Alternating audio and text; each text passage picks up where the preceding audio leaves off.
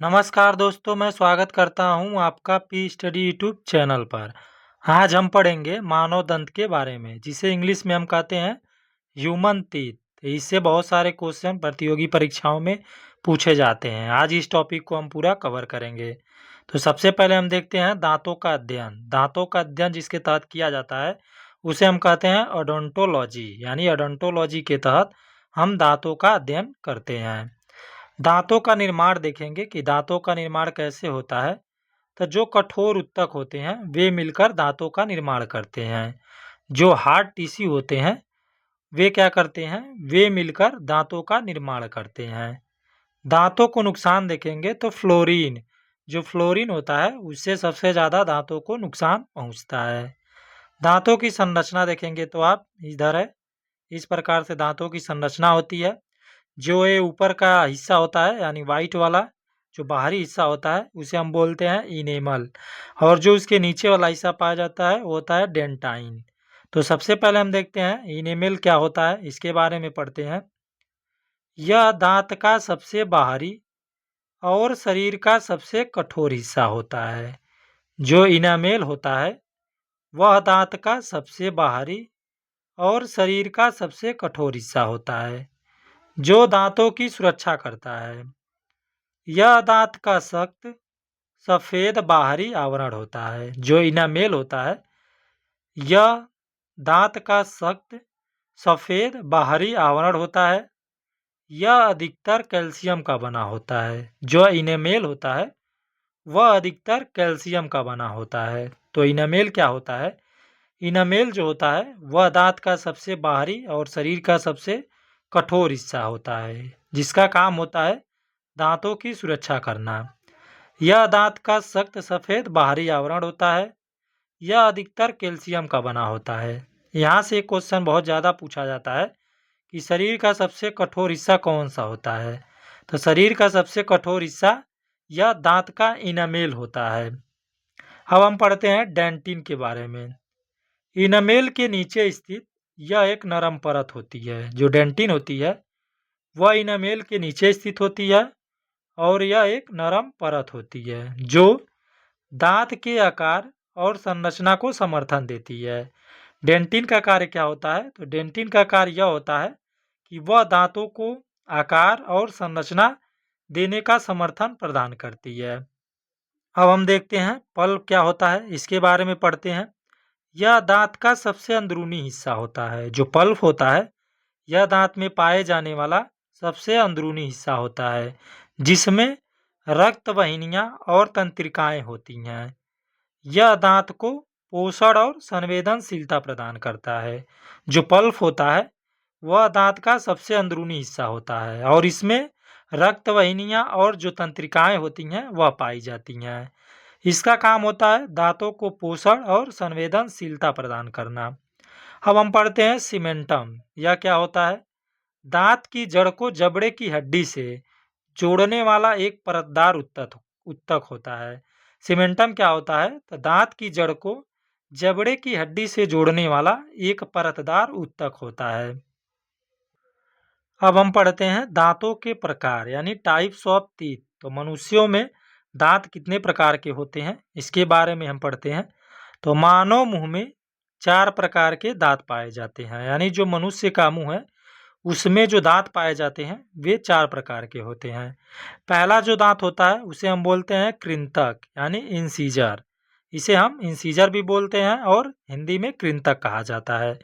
तो ये दांत सामने के होते हैं, यानी जो सामने वाले दांत होते हैं वे कृंतक होते हैं और इनकी कुल संख्या 8 होती है, यानी ऊपरी और निचले जबड़े में 4-4 दांत पाए जाते हैं। इनका काम होता है खाना काटना।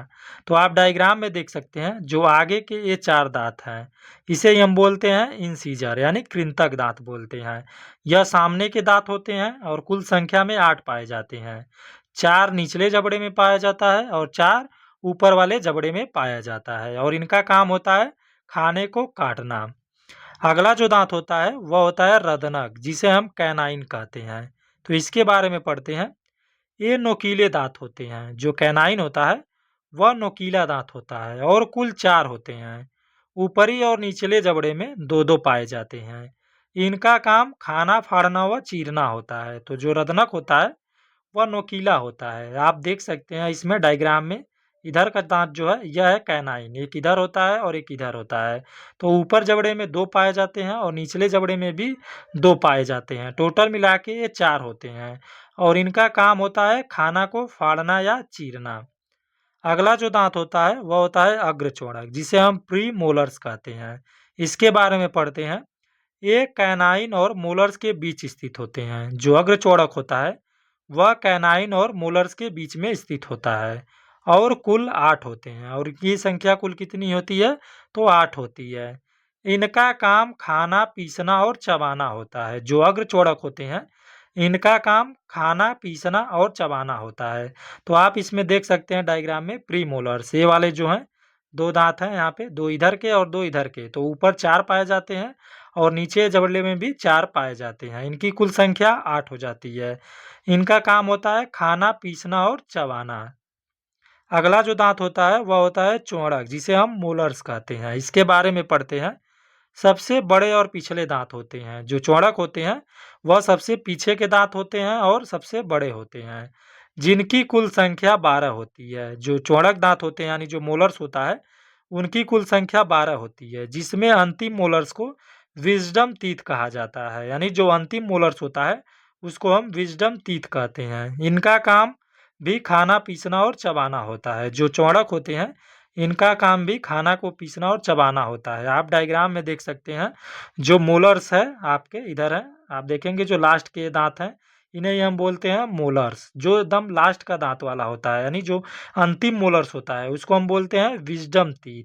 मोलर्स कितने पाए जाते हैं? तो मोलर्स की कुल संख्या 12 होती है। 6 ऊपर में पाए जाते हैं और 6 नीचे वाले जबड़े में पाए जाते हैं और इनका काम भी खाना को पीसना और चबाना होता है। अब हम देखते हैं दांतों का विकास कि मनुष्यों में दांतों का विकास कैसे होता है। तो सबसे पहले हम देखते हैं दूध के दांत। जो मनुष्यों का दांत है वे 2 प्रकार से उनका विकास होता है। पहले जो दांत बनते हैं वे होते हैं दूध के दांत, जिसे हम प्राइमरी टीथ कहते हैं, और दूसरा जो दांत बनता है उसे हम बोलते हैं अस्थाई दांत या परमानेंट टीथ होता है। तो सबसे पहले हम दूध के दांत के बारे में पढ़ते हैं।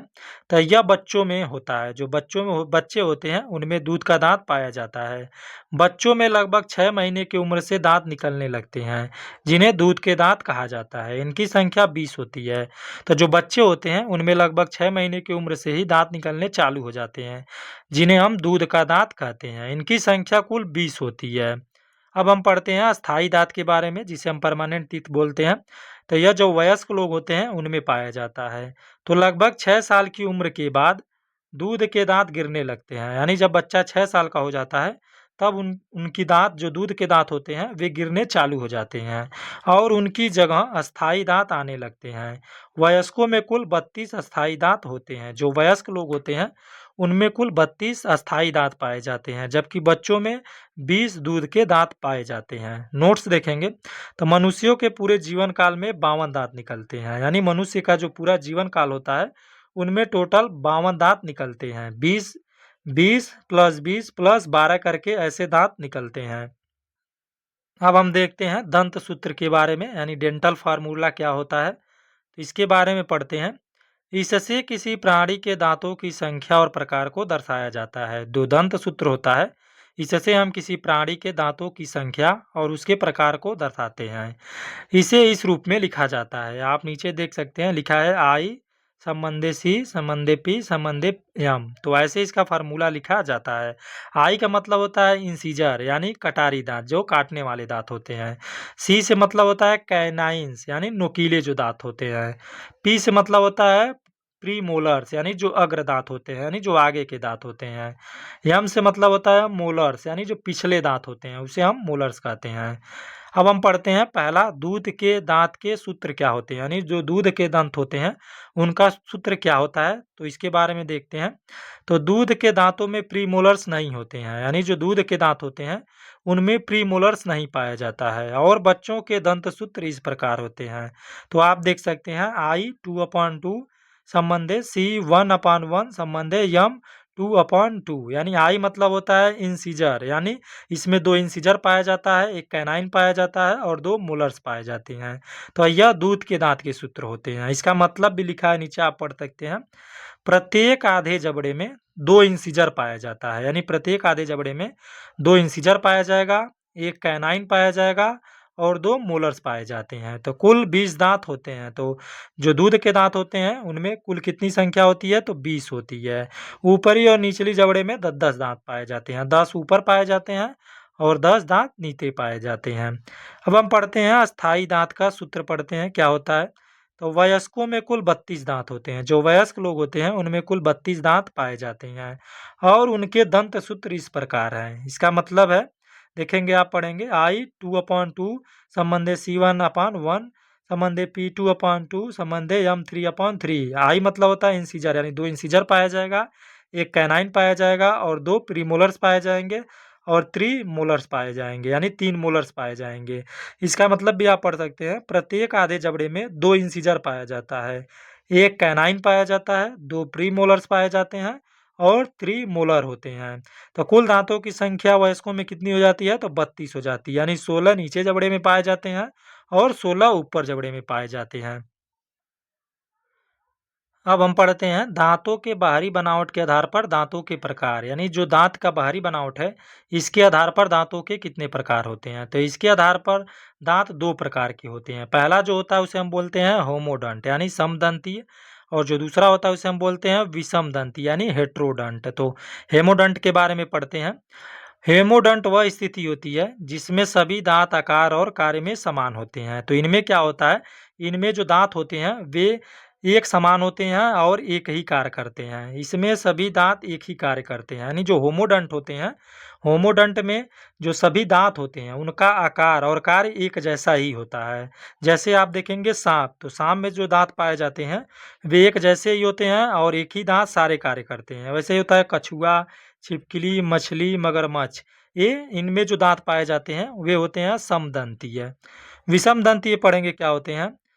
तो दांत विभिन्न प्रकार के होते हैं। जो विषमदंती होते हैं उनमें दांतों का जो प्रकार होता है वह अलग अलग होता है, जो अलग अलग कार्यों के लिए अनुकूलित होते हैं। जैसे मनुष्यों के जो दांत होते हैं वह विषमदंतीय कहलाते हैं, क्योंकि इनमें कई प्रकार के दांत पाए जाते हैं और सभी दांतों का अलग अलग कार्य भी होता है, तो इसे हम विषमदंती बोलते हैं।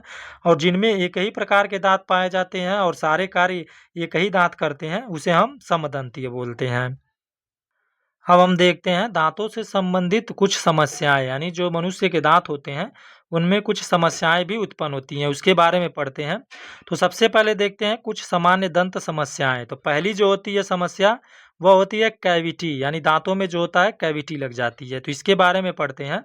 दांतों में छेद जो बैक्टीरिया के कारण होते हैं उसे हम कैविटी कहते हैं। तो दांतों में हमारे देखेंगे कभी कभार छेद हो जाता है, जो किसके कारण होता है? तो बैक्टीरिया के कारण, तो उसे ही हम कैविटी बोलते हैं। तो कैविटी दांतों की एक प्रमुख समस्या है। दूसरी जो समस्या है मसूड़ों की बीमारी, यानी मसूड़ों की बीमारी भी एक दांत की समस्या होती है। मसूड़ों में सूजन और संक्रमण, जब मसूड़ों में संक्रमण हो जाता है तब उसमें सूजन आ जाता है, जिससे मसूड़े क्या होते हैं? बीमारी, जिससे मसूड़ों में बीमारी उत्पन्न हो जाती है। तो यह भी दांत की एक प्रमुख समस्या है। दांतों का सड़ना भी एक प्रमुख समस्या है। दांतों का कमजोर होना और टूटना भी दांतों की एक प्रमुख समस्या होती है। दांतों का पीला पड़ना, दांतों का रंग बदलना, यानी जब दांतों का रंग क्या हो जाता है? पीला पड़ जाता है, तो यह भी दांतों से संबंधित एक समस्या होती है। अब हम इसका इलाज देखते हैं कि दांतों का हम इलाज कैसे कर सकते हैं अगर कोई समस्या हो जाती है तो दांतों के इलाज के लिए कई तरह के उपचार उपलब्ध हैं। पहला जो होता है फिलिंग। फिलिंग क्या होता है? तो इसमें कैविटी को भरना होता है। इसमें जो छेद हुए होते हैं उनमें क्या करते हैं? कैविटी को भरा जाता है। रूट कैनल, रूट कैनल क्या होता है? दांतों के अंदर के संक्रमित ऊतक को निकालना है। रूट कैनल में क्या होता है कि दांतों के अंदर जो संक्रमित ऊतक होते हैं उनको निकालकर उसके जगह पे सही ऊतक लगाए जाते हैं, उसे हम बोलते हैं रूट कैनल। क्राउन देखेंगे क्या होता है? तो दांतों पर एक टोपी लगाना। दांत जब देखेंगे आप सड़ जाते हैं तो उसके ऊपर एक टोपी लगाई जाती है, उसे ही हम बोलते हैं क्राउन। ब्रेसेस क्या होते हैं? तो दांतों को सीधा करना। कई लोगों के दांत आप देखेंगे कि टेढ़े मेढ़े होते हैं, उनको सीधा करना कहलाता है ब्रेसस। तो उम्मीद करता हूँ कि आज का टॉपिक आपको अच्छा लगा होगा। यदि वीडियो अच्छा लगा हो तो वीडियो को लाइक कीजिए, अपने दोस्तों तक शेयर कीजिए।